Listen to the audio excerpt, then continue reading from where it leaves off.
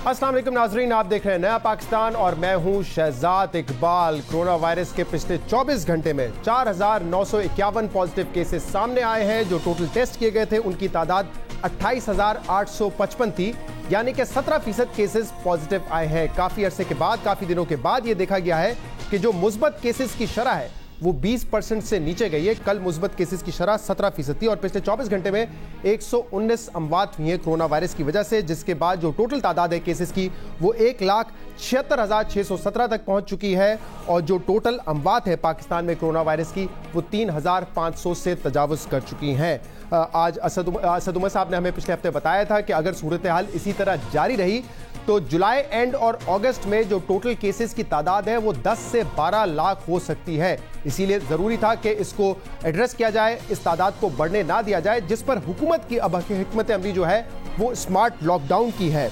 इस हवाले से आज भी एनसीओसी की मीटिंग हुई है, जिसके बाद असद उमर साहब ने यह ट्वीट किया कि एनसीओसी ने 20 शहरों में 92 हॉटस्पॉट्स आइडेंटिफाई किए हैं, जिसमें टोटल 40 एक्टिव केसेस हैं। और उन्होंने बताया कि इन 92 हॉटस्पॉट्स की जो टोटल आबादी है वो पाकिस्तान की आबादी का 3% है। उन्होंने कहा कि रोजगार बंद किए बगैर इफेक्टिव लॉकडाउन की जो स्ट्रैटेजी है, स्मार्ट लॉकडाउन की जो स्ट्रैटेजी है वो ज्यादा फायदेमंद साबित हो सकती है। उम्मीद करते हैं कि असद उमर साहब जो कह रहे हैं कि स्मार्ट लॉकडाउन की जो स्ट्रैटेजी है वो ज्यादा इफेक्टिव साबित हो सकती है, क्योंकि इससे रोजगार भी बंद नहीं करना पड़ेगा, तमाम मुल्क को भी बंद नहीं करना पड़ेगा। और उम्मीद करते हैं कि स्ट्रैटेजी मौसर साबित हो, क्योंकि इससे पहले दुनिया भर में 3 स्ट्रैटेजीज अपनाई गई हैं। पाकिस्तान ने भी इन स्ट्रैटेजीज को अपनाने की कोशिश की गई, जिसमें सख्त लॉकडाउन भी है, जिसमें ट्रेसिंग, टेस्टिंग और आइसोलेशन का मरहला भी है, और एसओपीज के साथ लॉकडाउन में नरमी की स्ट्रैटेजी भी है। पाकिस्तान ने इन तीनों स्ट्रैटेजीज पर काम करने की कोशिश की, लेकिन ना ये फैसले बर वक्त किए गए और ना ही कामयाबी के साथ अमल दरामद इन पर हुआ है। अवाम की क्या राय है कोरोना वायरस के हवाले से? अवाम की नज़र में कोरोना वायरस कितनी खतरनाक बीमारी है? हुकूमत इस हवाले से जो इक़दाम ले रही है क्या वो दुरुस्त हैं या नहीं? और ये भी अहम सवाल है कि इससे जो मईशत पे असरात आ रहे हैं, मईशत पर इम्पैक्ट आ रहा है कोरोना वायरस से, वो किस हद तक आ रहा है? इस पर गैलप ने एक सर्वे किया है जिसके कुछ अहम नताइज सामने आए हैं। वो नताइज हम आपके सामने रखते हैं। गैलप ने जो ये सर्वे किया है उसमें सबसे अहम सवाल ये पूछा गया कि क्या कितने लोग इस बात से मुत्तफिक हैं कि कोरोना वायरस एक ख़तरनाक बीमारी है, और क्या इस बीमारी को क्या बहुत बढ़ा चढ़ा के बताया जा रहा है, इसके खतरात को क्या बढ़ा चढ़ा के बताया जा रहा है? तो हैरानकुन तौर पर 55% लोगों ने, पाकिस्तान में 55% लोगों ने यह कहा है कि इस बीमारी के खतरात को बढ़ा चढ़ाकर बताया जा रहा है, जबकि मार्च में जब ये बीमारी आई थी तो उस वक्त 62% लोग थे जो ये समझते थे। इसकी शरह में कमी जरूर आई है, लेकिन ये बीमारी खतरनाक साबित हुई है, इससे मौत हो रही है। इसके बावजूद पाकिस्तान में सिर्फ 55% लोग ये समझते हैं कि इस बीमारी को बढ़ा चढ़ा के बताया जा रहा है। और ज्यादा हैरत की बात यह है कि शहरी इलाकों में इसकी शरह 57% है, जबकि दही इलाकों में 54%, 54% लोग ये समझते हैं कि इस बीमारी के खतरात को बढ़ा चढ़ा के बताया जा रहा है। अगर इसका कंपैरिजन किया जाए इंडिया के मुकाबले में तो पाकिस्तान में तो 55% लोग ये समझते हैं कि इस बीमारी के खतरात को बढ़ा चढ़ा के बताया जा रहा है, लेकिन इसकी शरह इंडिया में 42% है, यानी कि पाकिस्तान से 13% कम है। इसी तरीके से इस सर्वे में यह भी सवाल पूछा गया कि क्या आप समझते हैं कि कोरोना वायरस को कंट्रोल कर लिया गया है, ये अंडर कंट्रोल है? तो 47% लोगों ने इस बात से एग्री किया, जबकि 45% लोग समझते हैं कि अब तक कोरोना वायरस अंडर कंट्रोल नहीं आया है। अहम सवाल यह भी इस सर्वे में पूछा गया कि क्या आपके सोशल सर्कल में आप किसी ऐसे शख्स को जानते हैं जिसको कोरोना वायरस हुआ हो? तो 22% लोगों ने पाकिस्तान में हाँ में जवाब दिया। 78% का कहना था वो किसी ऐसे शख्स को नहीं जानते अपने सोशल सर्कल में जिसको कोरोना वायरस हुआ हो। इसी तरह इंडिया में ये शरह पाकिस्तान से कम है। पाकिस्तान में शरह 22% है, इंडिया में ये शरह 6% है। इंडिया में 6% लोगों ने कहा कि अपने सोशल सर्कल में वो ऐसे लोगों को जानते हैं जिनमें कोरोना वायरस पॉजिटिव आया है। पाकिस्तान में ये भी सवाल किया गया कि क्या आप अपने सोशल सर्कल में ऐसे लोगों को जानते हैं जिनकी कोरोना वायरस से अमवात हुई हों? तो 12% लोगों ने कहा कि बिल्कुल हम ऐसे लोगों को जानते हैं। 88% लोगों ने इनकार किया। कुछ महीने पहले तक या कुछ हफ्तों पहले तक जब आप पूछते थे लोगों से तो वो कहते थे कि हम किसी ऐसे शख्स को नहीं जानते जिसको कोरोना वायरस हुआ हो या उससे इसकी अमवात हुई हो, लेकिन अब इसकी शरह में इजाफा होता जा रहा है। गवर्नमेंट रिस्पांस के हवाले से भी लोगों से सवाल किया गया इस सर्वे में, और ये पूछा गया कि आपको लगता है कि जो आदाद शुमार हुकूमत की जानिब से दिए जा रहे हैं वो एक्यूरेट हैं, वो दुरुस्त हैं? तो 57% लोगों ने अग्री किया। 32% का कहना था कि वो एक्यूरेट नहीं है। 11% ने जवाब नहीं दिया। ये भी पूछा गया कि क्या वफाकी हुकूमत बहुत अच्छे तरीके से कोरोना वायरस के मसले को डील कर रही है, इसको कंट्रोल कर रही है, तो 67% लोगों ने इससे अग्री किया कि वफाकी हुकूमत ठीक तरीके से इन मामलात को डील कर रही है। ये जून का नंबर है, लेकिन अप्रैल में 82% लोगों ने कहा था कि हुकूमत इस मैटर को ठीक तरीके से डील कर रही है। यानी कि जब लॉकडाउन था तो 82% लोग मुतमईन थे वफाकी हुकूमत की कारकर्दगी से। अब वो शरह गिरकर 67% आ गई है। और इंडिया में भी जब ये सवाल किया गया कि उनकी हुकूमत क्या इस मामले को, कोरोना वायरस के मामले को ठीक तरीके से डील कर रही है, तो वहाँ पे 82% लोग इससे मुतमईन है, जबकि पाकिस्तान में 67% लोग इससे मुतमईन है। ये भी सवाल किया गया कि अगर स्कूलों को खोला जाता है तो क्या आप अपने बच्चों को स्कूल भेजेंगे, तो 73% लोगों ने कहा जी बिल्कुल हम भेजेंगे। 24% लोगों ने इससे अग्री नहीं किया, उन्होंने कहा हम अपने बच्चों को नहीं स्कूल भेजेंगे। ये सवाल भी पूछा गया कि क्या आप समझते हैं कि लाइफ नॉर्मल हो जाएगी इस साल के आखिर में, तो 59% लोगों ने कहा बिल्कुल हमें लगता है कि इस साल के आखिर में हालात नॉर्मलाइज हो जाएंगे, जबकि 29% लोगों ने इस बात से अग्री नहीं किया। लॉकडाउन में नरमी करके मजीद कारोबार खोलने के हवाले से जब सवाल पूछा गया तो 48% लोगों ने इसको सपोर्ट नहीं किया, जबकि 47% लोगों ने इसको सपोर्ट किया कि हमें मजीद नरमी करके कारोबार को खोलना चाहिए। अहम सवाल यह है कि इकोनॉमिक इम्प्लिकेशंस क्या हैं इस कोरोना वायरस की, और ये जो लॉकडाउन किया गया इस पर भी लोगों से सवाल किया गया और उनसे पूछा गया कि कितने लोग ये समझते हैं कि जो उनकी इनकम है वो कोरोना वायरस के आगाज से अब तक उसमें कमी आई है। तो 88% लोगों ने कहा कि हमारी इनकम में कमी आई है, 12% लोगों ने कहा हमारी इनकम में किसी किस्म की कमी नहीं आई है। तो एक मैसिव परसेंट है कि 88% लोग ये जवाब दिया उन्होंने कि उनकी जो रोज़गार है, उनकी जो इनकम है उसमें कमी आई है। इस सर्वे में ये भी पूछा गया और ये बड़ा अहम नंबर है, इस सर्वे में ये बताया गया है कि 9 लाख मजीद घराने ऐसे हैं जिनकी खुराक में कमी आई है, या तो उन्होंने एक वक्त का खाना कम कर दिया है या जो वो खाना खाते हैं उसके तादाद में कमी हुई है, यानी कि खुराक में उन्होंने कमी कर दी है। तो 9 लाख मजीद ऐसे लोग हैं अप्रैल से लेकर अब तक जिनमें इजाफा हुआ है और उन्होंने अपनी खुराक में कमी की है। एक और अहम सवाल ये पूछा गया कि क्या पिछले 7 दिनों में आपने अपने किसी दोस्त या आपने अपने किसी रिश्तेदार से खाने के लिए या किसी और किस्म की मदद मांगी है, तो 2 करोड़ 20 लाख लोगों ने कहा कि बिल्कुल पिछले 7 दिनों में हमें मदद की जरूरत पड़ी है, या तो अपने दोस्तों से या रिश्तेदारों से हमने खाने या किसी और किस्म की मदद मांगी है। ये अहम नंबर्स हैं, अहम नताइज हैं, जिसमें सबसे अहम बात यह है कि कोरोना वायरस अब पाकिस्तान में तेजी के साथ फैलता जा रहा है, अमवात की शरह बढ़ती जा रही है, लेकिन 55% लोग समझते हैं कि इसका जो खतरा है उसको बढ़ा चढ़ा के पाकिस्तान में बताया जा रहा है। अब सवाल ये पैदा होता है कि लोगों के जहन में ये बात क्यों है, अब ये वायरस तेजी से फैल रहा है, इससे अमवात हो रही है, फिर भी वो ऐसा क्यों सोचते हैं। तो कहीं ना कहीं क्या हमसे गलती हुई है, क्या हुकूमत की तरफ से जो मैसेजिंग की गई उसमें कोई कमी रह गई है, क्या वो मैसेजिंग कंफ्यूज कर रही है अवाम को, जिसकी वजह से अब भी वो समझते हैं कि इस बीमारी के खतरात को बढ़ा चढ़ा के बताया जा रहा है। अब वज़ीर-ए-आज़म इमरान खान बार बार आते हैं, कहते हैं कि आप मास्क पहने, आप एक दूसरे से फासला करें, SOPs को फॉलो करें, वरना आपकी दुकानों को बंद कर दिया जाएगा और ये वायरस तेज़ी से फैलेगा अगर आप एहतियात नहीं करेंगे। लेकिन यही वज़ीर-ए-आज़म इमरान खान है जिन्होंने मार्च के महीने में 17 मार्च को ये कहा था कि ये एक फ्लू है और 97% लोग इससे रिकवर हो जाते हैं। तो उस वक्त जब ये बयान दिया गया था तो उस वक्त इमरान खान ने इसको फ्लू डिक्लेयर किया था और शायद उस वजह से एक जो संगीनियत थी, जो इसकी सिवियरिटी थी इस वायरस की, वो हम आवाम को ठीक तरीके से नहीं बता सके। इमरान खान साहब ने क्या कहा था, सुनिए। ये वायरस एक किस्म का फ्लू है और एक ऐसा फ्लू है कि जिसकी खासियत यह है कि बड़ी तेज फैल जाती है, लेकिन दूसरी तरफ ये आप सबको इस चीज से थोड़ा सा मुतमईन होना चाहिए कि 97% केसेस कोरोना के बिल्कुल ठीक हो जाते हैं। वज़ीर आज़म ने मार्च में ये कहा था कि ये फ्लू है और अब वज़ीर आज़म खुद बार बार ये कहते हैं कि ये फ्लू नहीं है, लोग इसको फ्लू समझते हैं, एहतियात करने की ज़रूरत है वरना ये वायरस तेज़ी से फैलेगा। तो शायद एक स्ट्रॉन्ग मैसेज शुरू में ही जाता तो आवाम ज़्यादा एहतियात करते, कन्फ्यूज सिग्नल्स नहीं जाते। लेकिन वज़ीर आज़म इमरान खान ने तो ये बात की और अब ये कह रहे हैं एहतियात करें, लेकिन पाकिस्तान तहरीक इंसाफ के कई ऐसे रहनुमा हैं जो कि गलत इंफॉर्मेशन लोगों तक पहुंचाते हैं, गलत इंफॉर्मेशन, गलत मालूमात इस कोरोना वायरस के हवाले से पहुंचा रहे हैं और वो भी अवाम में कंफ्यूजन का सबब बन रहा है। कल ही ऐसी एक वीडियो वायरल हुई है जिसमें क्लाइमेट चेंज की वजीर जरताज गुल साहिबा ने यह कहा कि कोविड-19 का मतलब यह है कि इसमें 19 पॉइंट्स हैं जो किसी भी मुल्क पर किसी भी तरीके से अप्लाई हो सकते हैं। कोविड-19 का मतलब है इसके 19 पॉइंट्स है जो हर मुल्क में मुख्तलिफ तरीके से अप्लाई होता है। जरताज गुल साहिबा का ये बयान आया है इस वायरस को इस दुनिया में आए हुए 6 महीने के बाद, और पाकिस्तान में पिछले 4 महीने से वायरस तबाही फैला रहा है।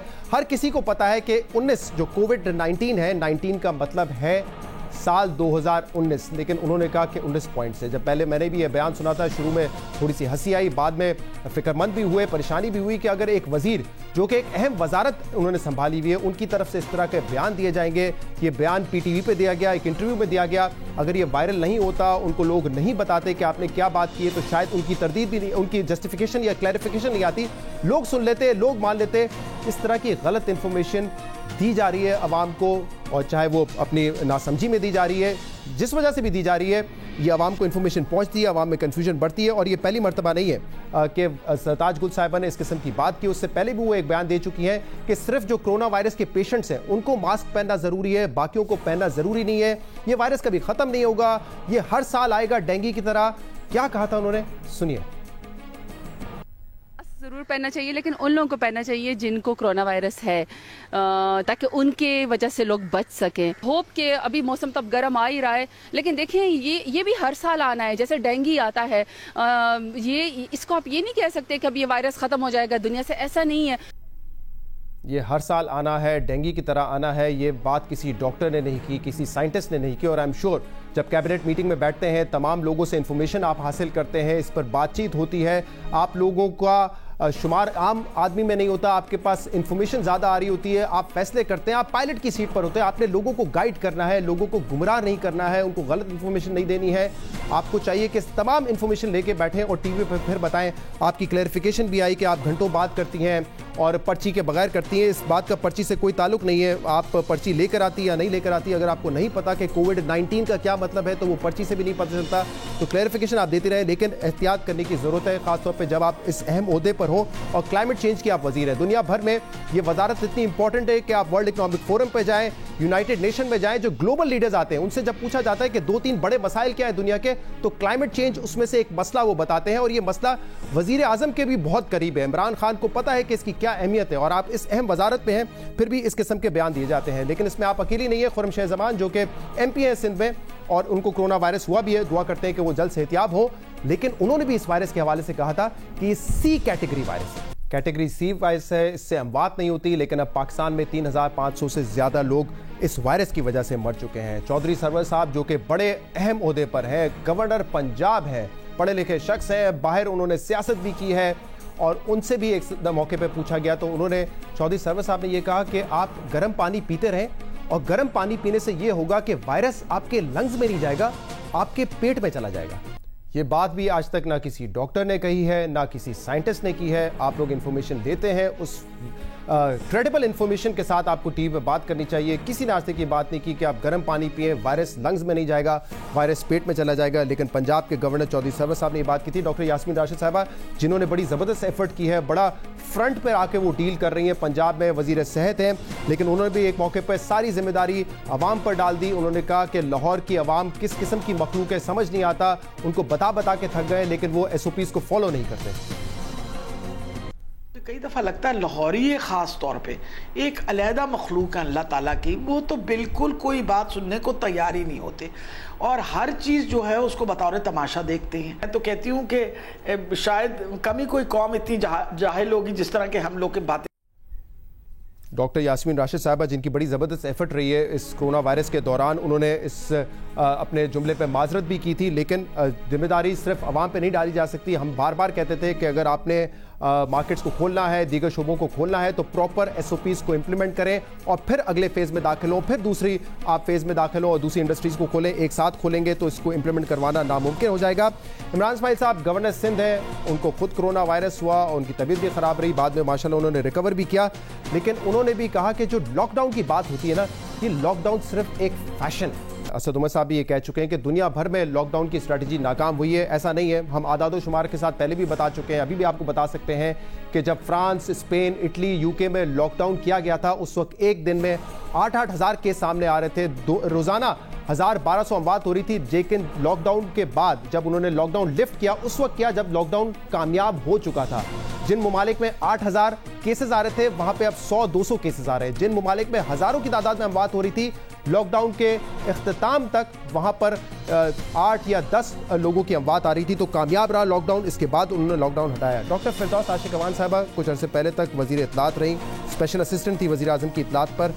उन्होंने कहा कि सिर्फ मुंह को ढकने से कुछ नहीं होता, आपको जिस्म ढकना पड़ेगा, पाँव ढकने पड़ेंगे, पैर ढकने पड़ेंगे, वरना ये वायरस अगर ऊपर से नहीं जाएगा तो ये वायरस नीचे से आ जाएगा। जिस्म हो, पाँव हूं, टांगे हूं, वो प्रोटेक्ट हूं। ये नहीं है कि सिर्फ मैं उसके मुंह को प्रोटेक्ट कर लूं और वायरस वो नीचे से ले आए।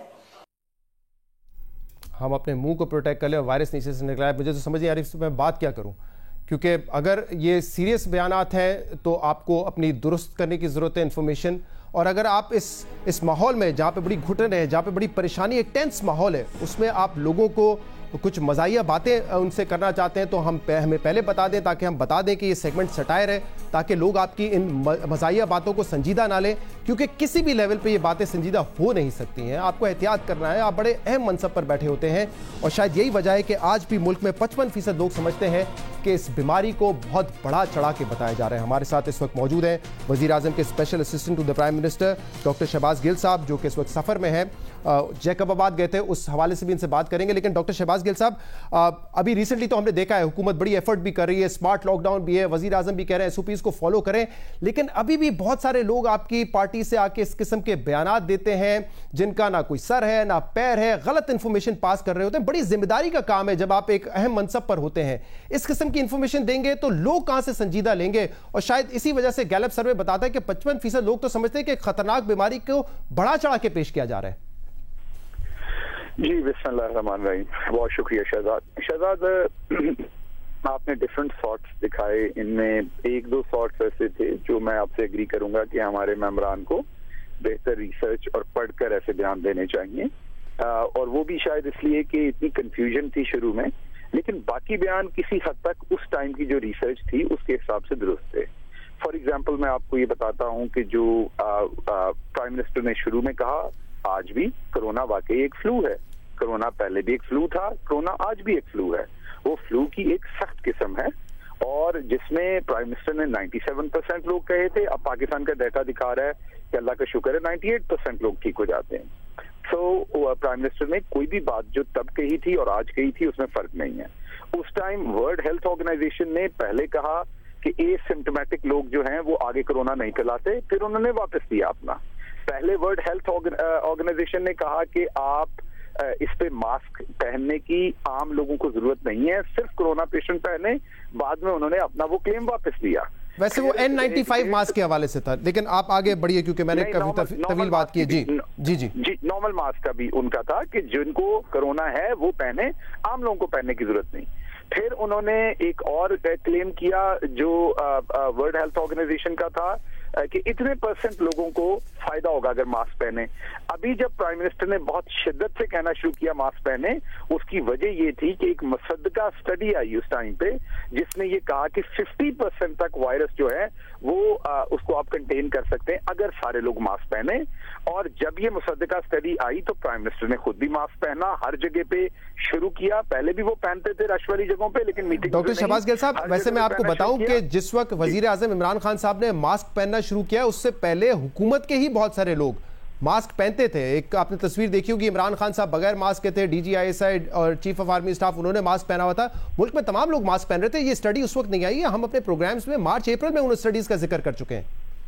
जो स्टडी मैं आपसे जिक्र कर रहा हूं शहजाद, वो जब आई तो उसी वक्त उसको इम्प्लीमेंट भी किया गया और पूरी पब्लिक को भी बताया गया। हाँ, मैं ये आपसे अग्री करता हूं कि बहुत सारी स्टडीज आती थी, जैसे अभी आपने गवर्नर साहब का एक बयान दिखाया जिसपे हम हंसे सारे, लेकिन बड़ी मुसद्दका डॉक्टर्स ने ये बात की शुरू में, जो कि बाद में गलत साबित हुई कि अगर आपके कोरोना अंदर जाता है तो वो थोड़ी देर आपके गले में वेट करता है और उसके बाद अगर आप स्टीम लें और गर्म पानी लें तो वो नीचे चला जाता है। There were doctors those were talking this. आप अभी हंसे थे या जब ये बयान आया था उस वक्त हंसे थे गवर्नर साहब के बयान पर?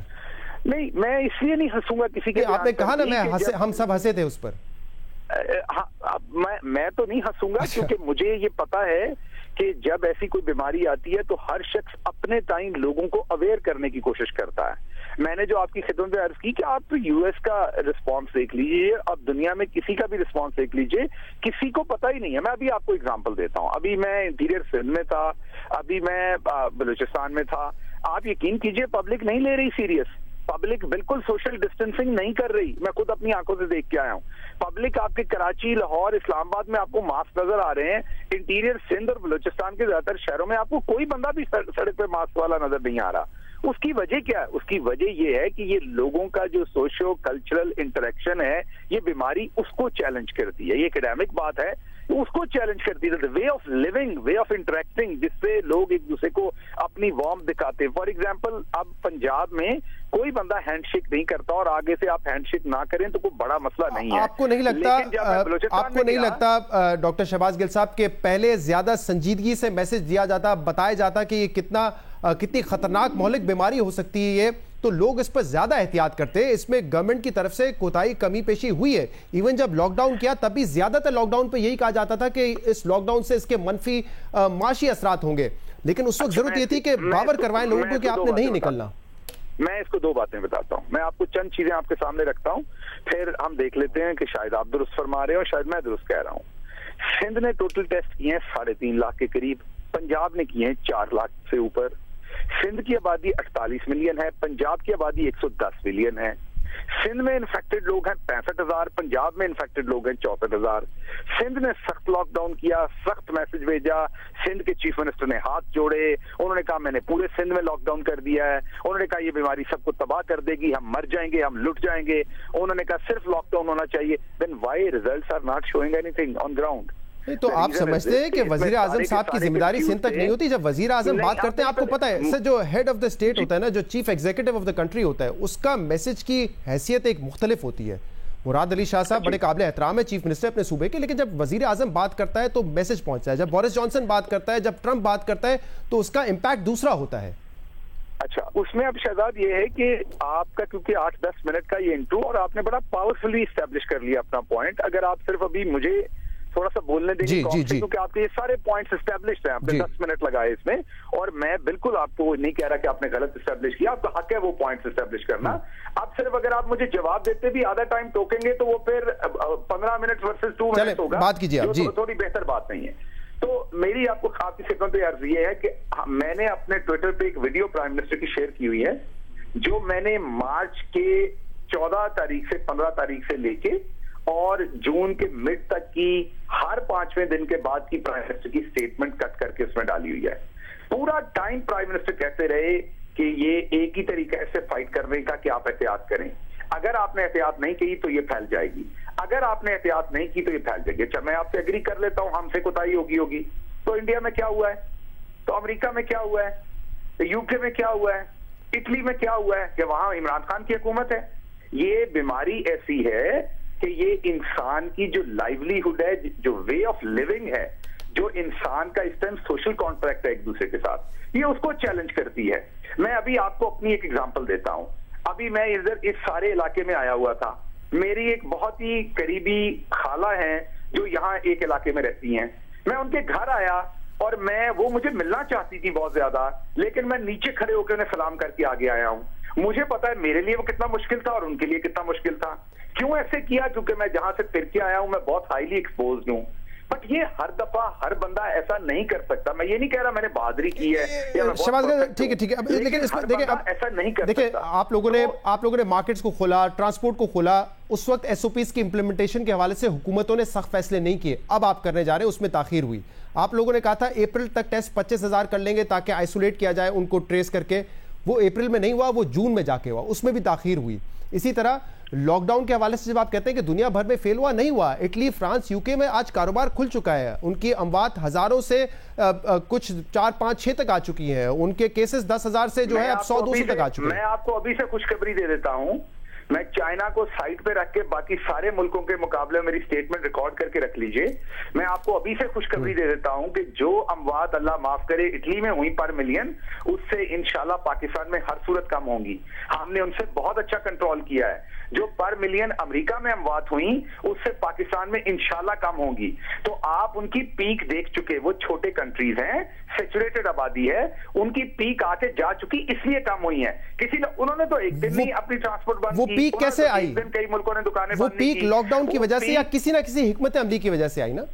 नहीं, वो पीक हाँ। पीक उनकी जो ऊपर जा चुकी ना, उनके तो एक किस्म की अब हर्ड इम्यूनिटी हो गई हुई है, जितने लोगों को हो चुका है वहां पर, जितने लाखों लोग मर चुके हैं वहां पर, आप देखिए कि उनकी कितनी परसेंटेज को वो हो चुका है। नहीं, खैर हर्ड इम्यूनिटी के लिए तो आपकी हुकूमत ही ऑन रिकॉर्ड है कि 70% आबादी को होता है और किसी भी मुल्क की 70% आबादी को नहीं हुआ। लेकिन इस गुफ्तगू को समेटते हुए मैं ये आपसे एग्री नहीं करता, क्योंकि हम ये दोनों नहीं कह सकते कि किस मुल्क की 70 को नहीं हुआ, क्योंकि सारे लोग अभी तक टेस्ट नहीं हुए। तो ये हम दोनों हतमी तौर पर बात नहीं कह सकते। लेकिन मैं इस चीज को सिर्फ एक तरह से सम अप करूंगा आपको। कोरोना एक ऐसी वबा थी जो जब आई हर शख्स ने उसे अपनी तरह हैंडल करने की कोशिश की। हर शख्स ने जो जहां से पढ़ा, मतलब अब पाकिस्तान में मैं जानता हूं एक पीआईए के पायलट हैं, उनको लगा उन्हें कोरोना हुआ, पढ़े लिखे होते हैं पायलट, वो सना मक्की पीते रहे। सना मक्की जो होती है वो ऐसी चीज है जो आपके पेट को, आपकी डाइजेशन को तेज कर देती है। उन्हें मोशन शुरू हो गए, वो मजीद डिहाइड्रेट हो गए। फिर किसी डॉक्टर से बात की, उसने कहा भाई ये काम नहीं करो, आप ठीक कह रहे हैं, इस किस्म की गलत इंफॉर्मेशन आती रही। लेकिन अब मुझे ये एक ऐसी वबा थी शहजाद जी कि जिसमें जो साइंटिस्ट जो लिख रहा था, हर बंदा इसे अपने तौर पे अच्छा, लेकिन क्योंकि शहबाज गिल साहब आपने दूसरे बयानात पर भी बात की है। अब जरताज गुल साहिबा ने कल आके ये कहा कि कोविड-19 का मतलब है इसके 19 पॉइंट्स होते हैं, हर मुल्क में अलग अलग इसके तरीकेकार होते हैं। अगर वो ये भी कहना चाह रही थी कि इसका रिएक्शन हर मुल्क में डिफरेंट है, तो वो भी अभी तक साइंटिफिकली नहीं प्रूव हुआ है। आप लोग इतनी मीटिंग्स में बैठते हैं, ये कैबिनेट के मेंबर्स हैं, इंफॉर्मेशन आ रही होती है, लोगों से बातचीत होती है, डिस्कशंस होती हैं, उसके बाद भी इतना मिस इन्फॉर्म्ड होंगे आप, तो फिर लोग क्या करेंगे? देखिए, इसकी मैं सिर्फ इसके एक तनाज़ुर में कहता हूं कि हर इंसान का एक जर्नी होता है शहजाद, हर इंसान का एक बैकग्राउंड होता है, वो कहां से आया है, वो क्या कर रहा है। जरताज में बहुत सारी क्वालिटीज हैं, बिल्कुल होंगी। मुझे याद है उनका पहला इंटरव्यू मैंने किया था, बड़े मुश्किल हल्के में जीत कर आई थी, उनकी वो क्वालिटीज एक तरफ है। लेकिन एक अगर वो, और ना तो वो हेल्थ मिनिस्टर हैं, ना उनको अगर कोविड का नहीं, वो एक आम शहरी हैं। सिर्फ ये कि वो काबीना में पोजीशन होल्ड करती हैं, ये तो अब इसलिए होता है ना कि देखिए मीडिया के चैनल इतने सारे हैं पाकिस्तान में, हर चैनल को रिप्रेजेंटेटिव चाहिए कहीं बात करने के लिए। आपका हेल्थ मिनिस्टर तो उनके पास क्लाइमेट चेंज की वजारत है, जो कि दुनिया में एक बहुत बड़ा इशू है। लेकिन जब आप कैबिनेट के मेंबर होते हैं, आप इतने मिस इन्फॉर्म नहीं हो सकते ना। शहजाद, मेरे से आप इंजीनियरिंग का सवाल करेंगे तो मैं गलत जवाब दे सकता हूं ना। जब आप कैबिनेट में बैठे हो तो कम से कम 6 महीने बाद आपको ये पता होना चाहिए कि कोविड-19 का क्या मतलब है, 19 एग्जाम या 19 नहीं होना।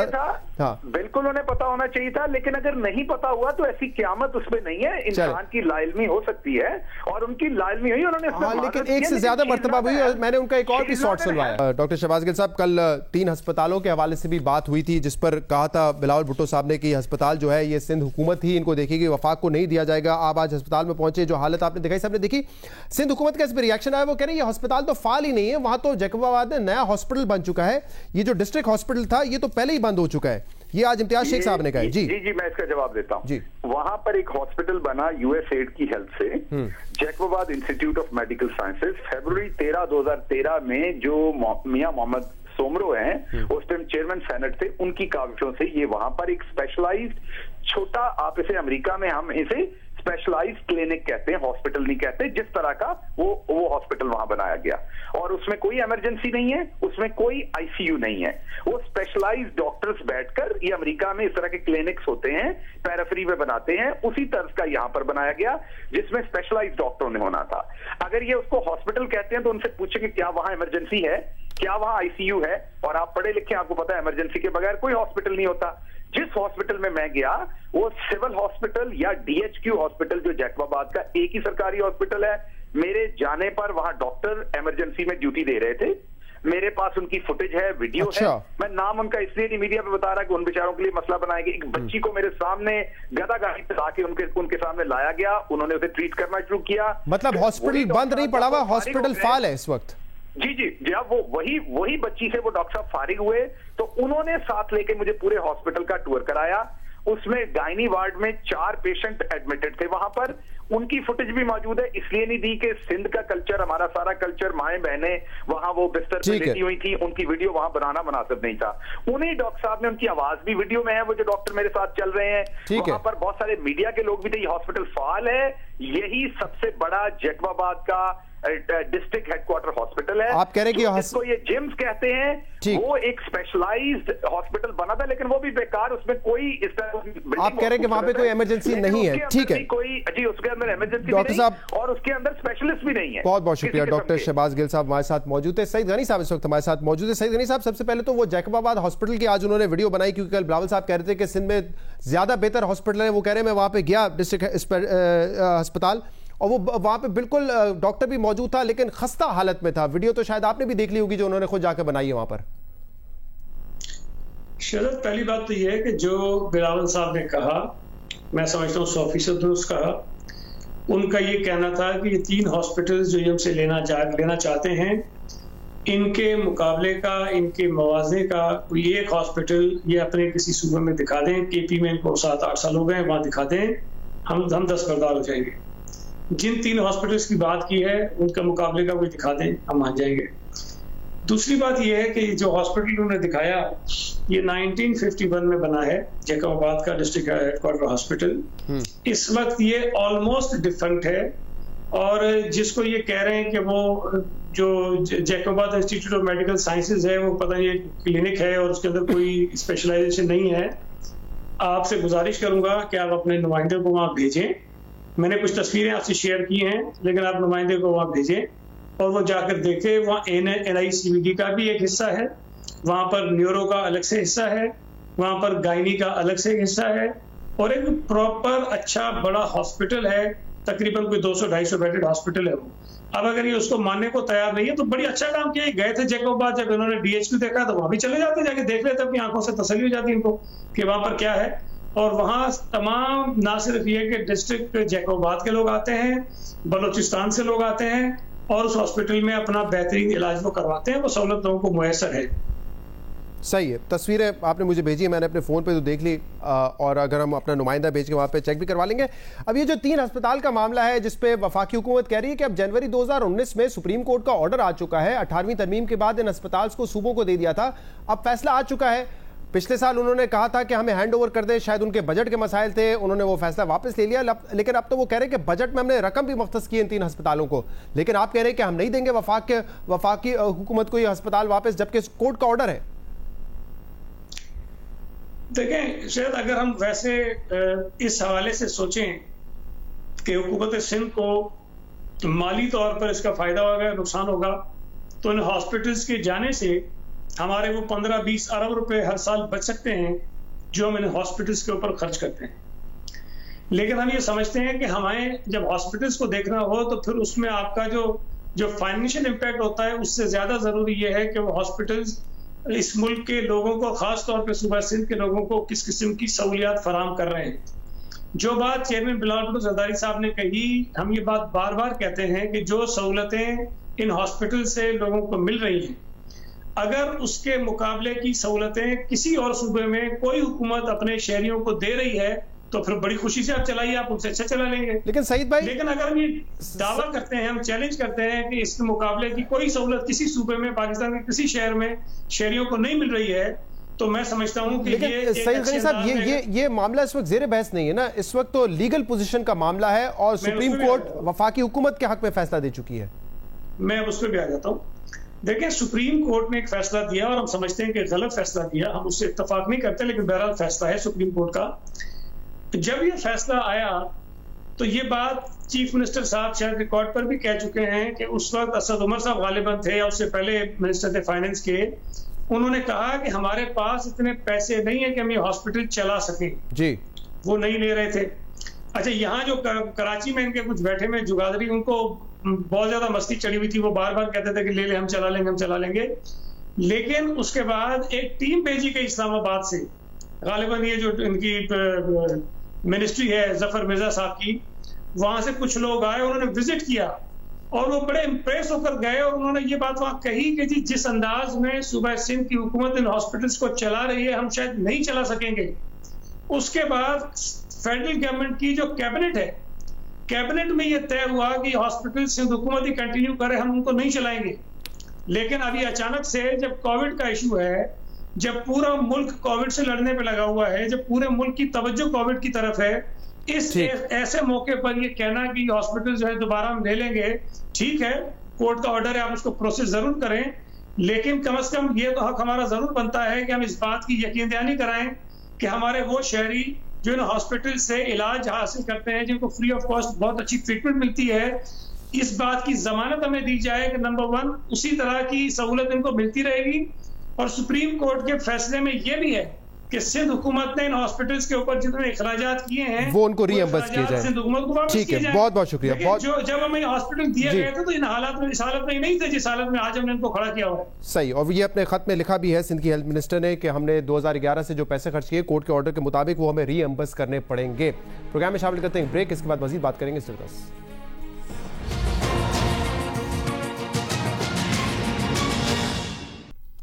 वेलकम बैक नाजरीन। आज पीएसपी के सरबराह मुस्तफ़ा कमाल साहब ने प्रेस कॉन्फ्रेंस की जिसमें उन्होंने एमक्यूएम पाकिस्तान को तनकीद का निशाना बनाया, पाकिस्तान पीपल्स पार्टी की सिंध हुकूमत और वफाकी हुकूमत को भी निशाना बनाया, पाकिस्तान तहरीक इंसाफ पे भी उन्होंने तनकीद की। उन्होंने ये कहा कि अल्ताफ हुसैन को दोबारा मिलिटेंटली जिंदा किया जा रहा है। मुस्तफ़ा कमाल साहब इस वक्त हमारे साथ मौजूद है, पीएसपी के सरबराह। बहुत बहुत शुक्रिया मुस्तफ़ा कमाल साहब, आपने हमें ज्वाइन किया। आज आपने कहा कि अल्ताफ हुसैन को दोबारा मिलिटेंटली जिंदा किया जा रहा है। 3 फैक्टर्स आपने बताए। अल्ताफ हुसैन साहब की सियासत, बानी एमक्यूएम की सियासत पाकिस्तान से तो बिल्कुल खत्म हो चुकी है, बल्कि बरतानिया में भी जो उनके करीबी साथी थे वो उनको छोड़ के जा चुके हैं। आपको क्यों लगता है कि उनको दोबारा जिंदा करने की कोशिश की जा रही है? नहीं, आप देखिए, अल्ताफ हुसैन की सियासत को ये नहीं है कि वो कोई बड़ी पब्लिक मीटिंग्स करेंगे, वो कोई जलसे जुलूस करेंगे, वो कोई बड़ी तहरीक चलाएंगे। अल्ताफ हुसैन की सियासत शुरू हुई लोगों को मारने से होती है और ख़त्म ही लोगों के मारने पे होती है। और अब इस बात पे कोई किसी को शक नहीं रहना चाहिए कि अल्ताफ हुसैन साहब रॉ से पैसे लेकर यहाँ पर किलिंग कराते रहे।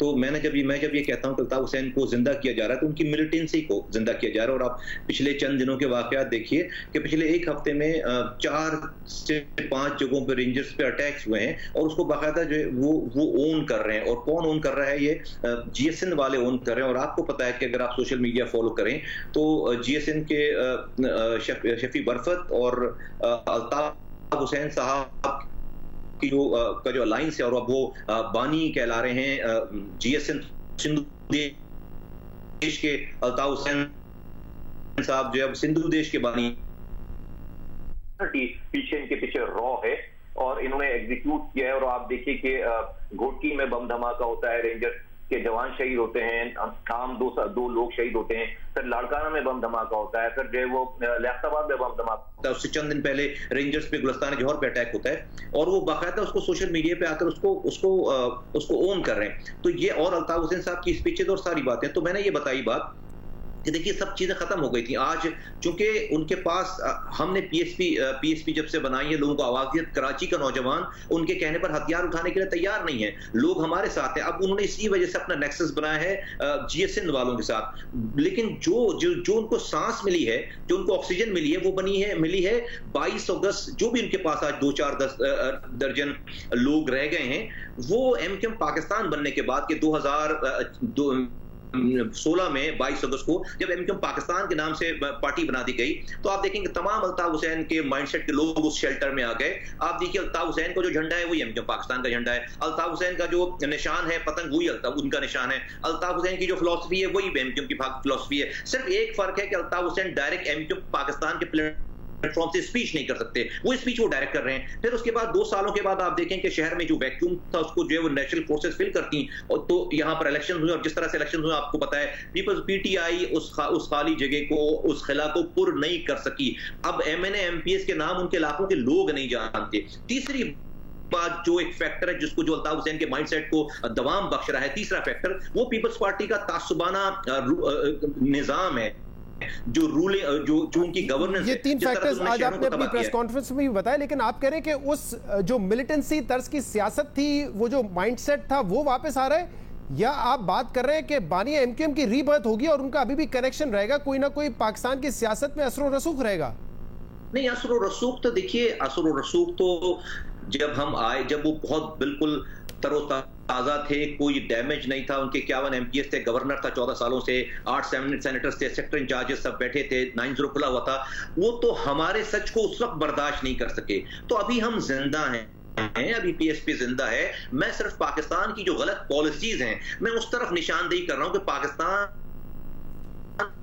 पाकिस्तान चलाने वालों की गलत पॉलिसीज की वजह से, जो तीनों फैक्टर्स मैंने बताए, इसकी वजह से आज किलिंग्स हो रही हैं। अल्ताफ हुसैन का देखिए, अल्ताफ हुसैन को रॉ ने तैयार किया और इससे कहलवाया कि भाई कराची को तुम मकबूजा कराची कहना शुरू करो। तो जैसे हम मकबूजा कश्मीर कहते हैं, अल्ताफ हुसैन कराची कहते हैं। आज जो हमारी एक्सटर्नल बॉर्डर पे जंग चल रही है, आज जो इंडिया कश्मीर में जो है वो कब्जा करके बैठा हुआ है, और इंडिया की बेस्ट बैट है अल्ताफ हुसैन को यहाँ पर आज ही के दिन के लिए उन्होंने उसको तैयार किया है 20, 22, 25 सालों से पैसे देकर कि यहाँ से उनको 20 लाशें रोजाना कराची से मिलेंगी, तो कश्मीर को। लेकिन देखिए मुस्तफा कमाल साहब, जब 2016 में आप आए और आपके साथ अनीस कायम खानी साहब आए, आप लोगों ने हेड ऑन लिया उस वक्त अल्ताफ हुसैन को। उस वक्त उनका अपनी पार्टी पे भी कंट्रोल था, उनकी पार्टी का कराची में कंट्रोल था, तो उस वक्त लोगों ने बड़ा अप्रिशिएट भी किया कि आप आए, आपने उनको हेड ऑन लिया। बट आज ये तासुर गया है जैसे कि आप PSP को जिंदा रखने के लिए दोबारा अल्ताफ हुसैन को जिंदा करने की बात कर रहे हैं, जो कि पाकिस्तान की सियासत में जीरो हो चुके हैं। ना मीडिया पे उनका नाम लिया जा सकता है, ना तस्वीर है, कोई एग्जिस्टेंस नहीं उनकी, ना पाकिस्तान की सियासत में कोई उनका अमल दखल है। तो अपनी पार्टी को जिंदा रखने के लिए, अपने एक बयानी को जिंदा रखने के लिए आप ये बात कर रहे हैं दोबारा? नहीं, ऐसा बिल्कुल नहीं है। नहीं, ऐसा बिल्कुल नहीं है। मैंने आज ये प्रेस कॉन्फ्रेंस की है डॉक्टर इमरान फारूक के फैसले के आने के बाद। 3 दिन हो गए उनके फैसले को आए हुए। बहुत बड़ा ये वाकया है MQM से जो लोग रिलेटेड हैं उनके हवाले से कि डॉक्टर इमरान फारूक से बड़ा कोई MQM में अल्ताफ हुसैन के बाद आदमी नहीं था। उस आदमी को कन्वीनर को लंदन में मरवा दिया गया और ये साबित जो है वो कोई पाकिस्तानी एजेंसियों ने नहीं किया। ये साबित कि वो इल्जाम लगा देंगे कि पाकिस्तानी एजेंसियां तो हैं अल्ताफ हुसैन के खिलाफ। नहीं, ये स्कॉटलैंड यार्ड ने, लंदन की हुकूमत ने बाकायदा पाकिस्तान को आकर सबूत दिए हैं, एग्रीमेंट किया है बाकायदा पाकिस्तान से कि आप सजाए मौत नहीं देंगे। जब जाकर उन्होंने सबूत दिए और ये साबित हो गया कि कत्ल के अहकाम जो अल्ताफ हुसैन साहब ने दिए थे, इस मर्डर के प्रूव होने के बाद, जिसको ये MQM वाले शहीद इनकलाब कहते थे, मैं 3 दिन से इंतजार कर रहा हूं कि ये कोई एक लफ्ज बोले कि हाँ भाई, हम जिसको बानी कहते थे वो कन्वीनर का कातिल है, हमारे कन्वीनर का कातिल है। वो जब अपनी इमरान फारूक का नहीं हो सकता, तो ये शख्स किसी मौजर का कैसे हो सकता है, किसी कारकुन का कैसे हो सकता है? और फिर आज मेरी प्रेस कॉन्फ्रेंस के बाद आपने देखा कि जो है वो अनवर साहब ने वहां से एक जो है वो इंटरव्यू दिया है, तो मेरी बात तो सही साबित हो गई। 5 साल पहले जो मैंने बात की थी, आपने बिल्कुल ये कहा था कि उस वक्त भी रॉ से फंडिंग लेते हैं, मिलिटेंसी में इन्वॉल्व हैं। 2016 में भी आपने ये बात की थी, इसके बाद भी आप ये बात करते रहे। आज के प्रोग्राम का वक्त खत्म हो गया। प्रोग्राम में इतना ही। इसका फीडबैक आप हमें दे सकते हैं हमारे सोशल मीडिया पर। इजाजत दीजिए, अल्लाह हाफ़िज़।